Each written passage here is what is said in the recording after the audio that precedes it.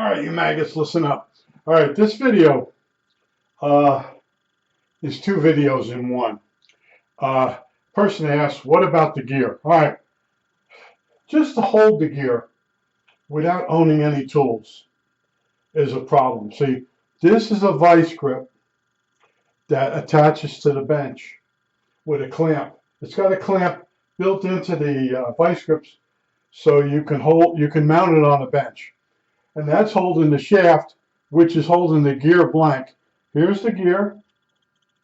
All right, I can put it on here, and I can sight, and taking a miniature file. Remember I told you I had files that were even smaller than the ones I showed you? Here's one of them. And what you can do is you put that gear on there, and then you use the file to make a line for each gully, whatever you want to call the gear, in between the teeth. Let's call it a gully. Now, right now, I got the camera on off autofocus, and I focused it manually. The new program that I put in that didn't work a year ago, but now it works because they finally fixed the bugs in it. And the Windows program stopped working. So just to do these videos, there's a lot of, I have to go back and forth. Nothing's ever the same. That's one of the hard parts. But in other words, yes, I am working on the gear. And what's holding me up now is it would be, I'll say I'm sort of procrastinating because I know I'm going to make this gear. And if I screw this up, that means I'm going to have to go get another, I have another one, another brass gear or brass nut, and then drill a hole in it, make it a tight fit on a shaft, and then round off the corners on the nut using a belt sander, just to get back to this position again. That's what bothers me. See, when I used to build stuff, the first two attempts on building a part might not work. But as I got older, I didn't like that. I didn't like having to build two or three times to get it to Monk level. Now, if you ever watch the TV show Monk, I've gotten like that. I always want everything perfect when I make it. I get ridiculous, with the perf board, cutting it, snapping it, filing it. That's become a problem, and that slows me down, but I stay with it, and eventually I get the project done. And this has another thing going on. This is basically part of the last radio. And you'll say, you're going to do it? I don't think so. I've had enough. I went a little too far on the radios. I've spent a lot of savings on radios that if I resell them, I won't get my money. That's where I'm at now. Now, the second part of the video is about if you dream. Some people don't dream. They claim they don't dream. Well, if I dream, I just don't remember it. All right, fine. But there are people that do dream. And when I'm out walking, I would tell you what I look like right now. I look like I'm homeless. I have a giant beard. It's not trimmed. I have a giant mustache. My hair is long. And I come up on these people, and I scare the crap out of them at first. Now, just earlier this morning, I was walking along, went over to another neighborhood, and I spotted a guy sitting on his front lawn, and he's sort of playing with some bushes. And I walked over, and I realized he was Vietnamese. And at first, I didn't think he could speak any English, but it turned out he was in the South Vietnamese Army. After the Vietnam War, he come over here. He's 77 years old. He's older than me. And I started talking to him. Now, he owns a house. One thing you got to know about Vietnamese people, they're like me. They have to own a house. It's in their blood. And that's one of their goals in life is to have a house. So I'm talking to him, and he starts mentioning certain things. And I said, what you're talking about is you feel you don't measure up. Now, I didn't say to him, you own a house. Many people don't own a house. Home ownership is getting harder and harder and harder. Now, he just bought this house. He's 77 years old, and he's out deciding what bushes to take out. The woman that had the house before him put so many bushes in. And I started talking to him, and then he made some comments about people that have money. And what I did was I said, I'll explain certain things to you that maybe you didn't have a chance to figure out. I said, did you ever go and talk to someone that's very wealthy? And you have to talk to them. You got to get past the half-hour point. At first, everything's fine. They'll tell you the story of their life. And then they start telling you other things that maybe you wish they didn't tell you. And I said to them, what you don't realize is really rich people, they can't turn it off. And he goes, what do you mean? I said, they can't sit in a chair and relax. They actually think they're losing money. And he's staring at me. I said, you don't want to live like that. And then he said something like, well, I have really bad dreams. And I said, okay. So now, that's usually one of the questions I had mentioned that I ask people, do you dream? And I said, so you have these really vivid, horrible dreams? And he says, yes. And he says, and he goes into it because we're past the half-hour point. And now this guy, I can say he's Vietnamese. You won't know. There's a lot of Vietnamese people here. You will never find this guy. So I can talk about it. So anyway, he starts telling me, I said, that's a very common dream. He mentioned the locker at school. He can't get it open. I said, that's like real common. I said, and he went into being lost. I said, yeah, in the dream, suddenly you're just somewhere. And in my case, I told him, I'm in the middle of a city, and I don't know where I am, and I'm trying to get home.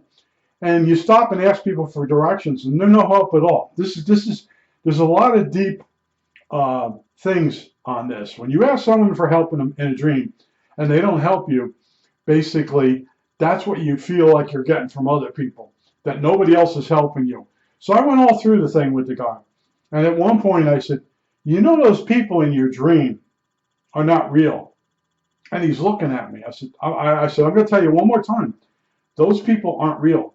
I said, all those people in your dream, you created them. And he's like, oh man, really? I didn't say, oh yeah. I said, like, oh, really? I said, yeah. I said, there's no people in your head. You have thoughts. You create people. And I said, and since he said he was having bad dreams, I said, let me break it to you.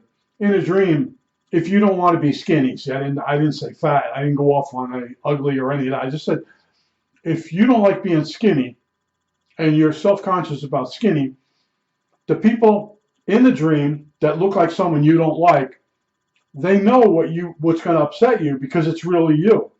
And he's looking at me going, so it's really me? I said, yeah. All those nasty, nasty things that people say to you in your dreams are you. Your deepest fears. You create the person. Or you take a person you know, put them in the dream, and have them say those things to you. And in the dream, you can't win. And I told him straight out, I said, you can tell the person, I saved up and I bought a house. See, and I started personalizing it. I saved my whole life. And he did. He bought a really nice house in a really nice neighborhood. But in your dream, the person's going to say to you, I have 2 houses. Or if you have 2, he's got to have 3. See, there's something about human beings when they dream that they go after themselves because maybe you feel as though you didn't achieve enough. So that part of your personality creates this person and goes after you. And he's like, you're right. Those people, I said, they're not real. They're you. They're your. And I said, you have people you don't like? Yeah. Is that who's in the dream? Yes. I said, okay. In the dream, they know what to say to you to upset you because it's really you. And you have low self-esteem. You've achieved a lot. He owns a house in a really nice section. He came here from South Vietnam, and he doesn't feel as though he's measured up. And this is one of my hobbies. See, I can talk about him because I don't know. I never learned his name. I won't tell you where he lives. But in other words, a lot of times I talk to people and they open up to me, and I can't rediscuss that. And I'm not a psychiatrist. I'm just there to listen to them vent. And then in between, I say, I have the same problem. You know, I'm in the dream. I told the guy, I'm in the dream. I don't own a car anymore. I own a house that's paid for.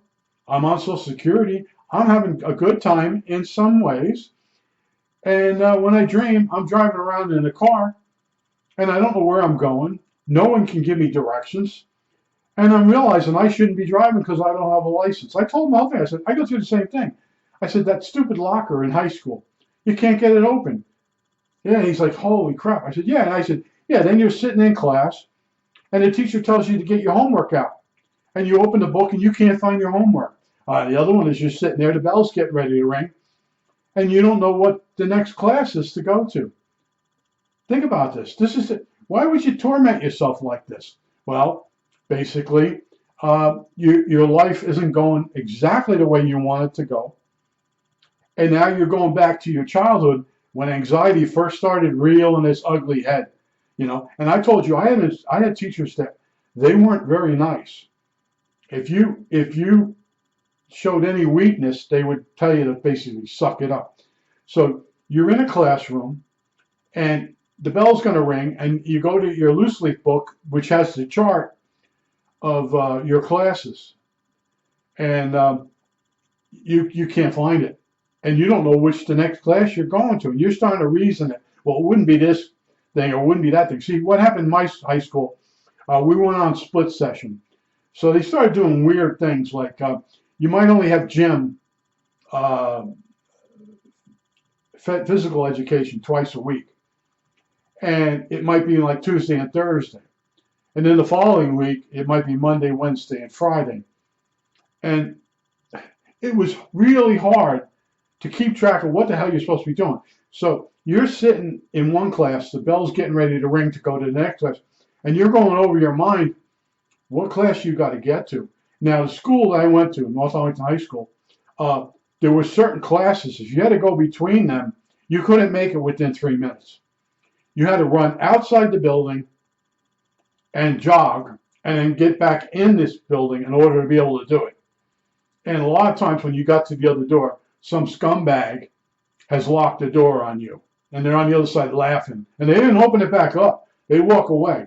So you constantly had, things going wrong and anxiety. And I really didn't like school. I did better in some subjects. Then I went to tech school. Everything got a little bit better. But some of the schools I went to for the company, the people that were teaching us weren't real instructors. They were people that worked on the job. They didn't know how to teach. They taught so many classes, they don't remember what they really taught you. So you could get a test, and on the test would be materials they never covered.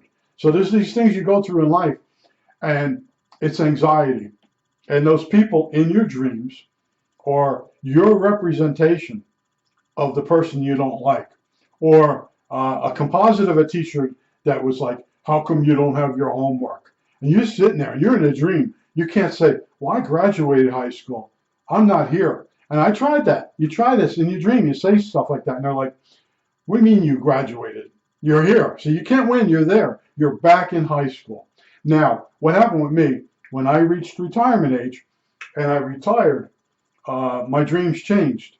I was now at college, unprepared in the classroom. See, I didn't go to college. So I'm sitting in a college, and the people in the classroom, I don't know any of them.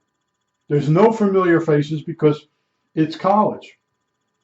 And you get an anxiety dream. You're not prepared.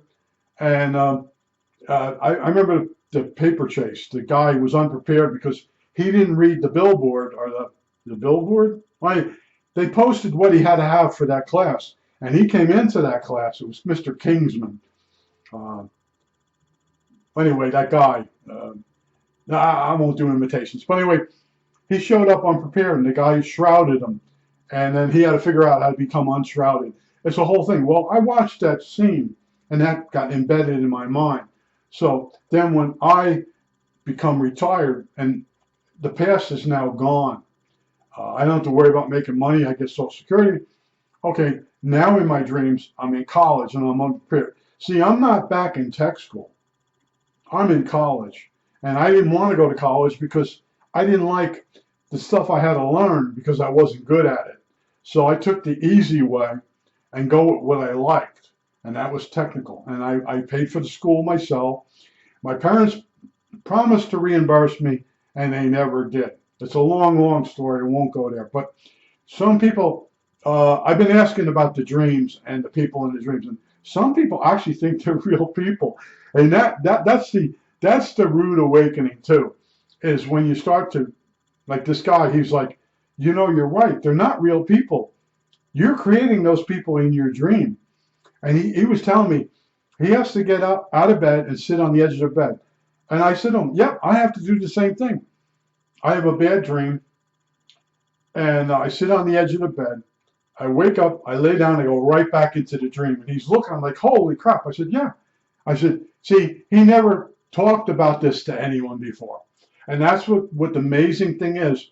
When you're out walking around, you make eye contact with someone. And I told you, I look like I'm homeless. And that guy was sitting down on the ground. He's amongst these bushes that I told him, but pull them all out. He's sitting there and he's pulling all the bushes and crap and the weeds that are coming up through the center of the bush. And he's trying to salvage these bushes.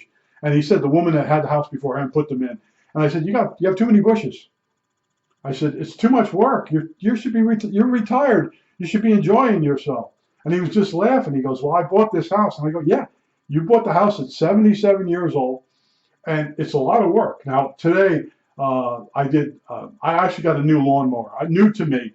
I paid $32 for it. It's a self-propelled. It's 10 years old. It's in mint condition.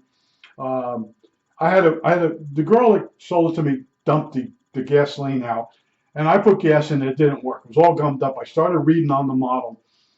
And what I know to do with a Briggs & Stratton is you fill it all the way up with gas, let it sit overnight, and pray. The next day, I was looking for the number on the thing. It's a yard machine, and the website shows you it's on the base of the yard machine. It's not. The number and all that you look for, the barcode, is actually on the lid for the back feed for the bag. It comes with a bag. I mean, it's a really good mower. It's self-propelled, but it makes me go a little faster than I really want to go. But I figured I'd show you the gear and tell you that I've been working on the house. Like I said, I got that new lawnmower, and I've been doing spring cleaning. And I have a tree in the backyard, and it's a sycamore, and it drops sticks. And I get them all picked up. I break them up. I put them out for garbage. And then we get another one of those storms. I don't know where you live, but we've been getting these storms that come through that are very violent. And every time they come through, they break that tree up and all these sticks fall in the yard. And then you got to pick all these sticks up, break them up, put them into the garbage, then you can mow the lawn. So when I go out, I got to go out there tonight and cut and break up more sticks. And that's because the garbage men took the sticks this morning, and now I have room to put more sticks. At least 5 or 6 times I filled the garbage can up with these sticks from the sycamore tree. So it's like I'm doing spring cleaning, but I'm falling backwards. It's getting harder and harder because stuff keeps going wrong. But in between, I told you I go for long walks, and I'll come up on somebody, and sometimes, you meet somebody and they're giving you hints like, get the hell out of here. I come up on a woman that had 2 border collies. I called them sheepdogs. She got mad, corrected me. They're border collie, and she had them in the back of the car in a cage, the 2 of them. And she had a black tarp. And I look in her car, and there's black tarps everywhere. So she's living in her car. She told me she was living on the other side of town. No, she's living in her car. And she basically said, well, I have to go now. And I left. And then coming back, she was still there in the park. She's sleeping in the car. I went by the car. She was asleep. So, she lied to me. But it doesn't make any difference. It's just somebody I met.